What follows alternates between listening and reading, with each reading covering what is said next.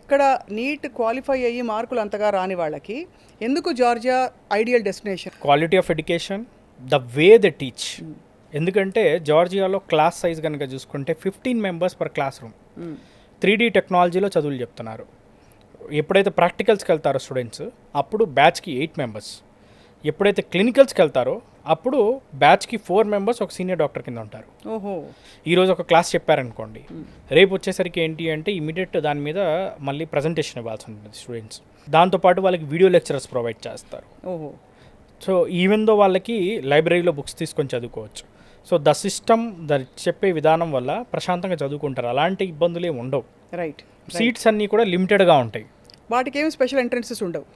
Special entrance ఏం లేదు. ఏమీ లేదు, just intermediate marks 50%. Intermediate marks 50% and biology, physics, biology, physics. పిల్లలందరూ కోపప్ అవ్వగలుగుతారు ఆ స్టాండర్డ్కి అని చెప్తున్నారు మీరు. ఎలాగో ఇంగ్లీష్ స్పీకింగ్ సిస్టమ్ ఉంటుంది అక్కడ. ఆ సిస్టమే ఆటోమేటిక్గా చదువుకునే టైప్ విధంగా తయారు చేస్తుంది.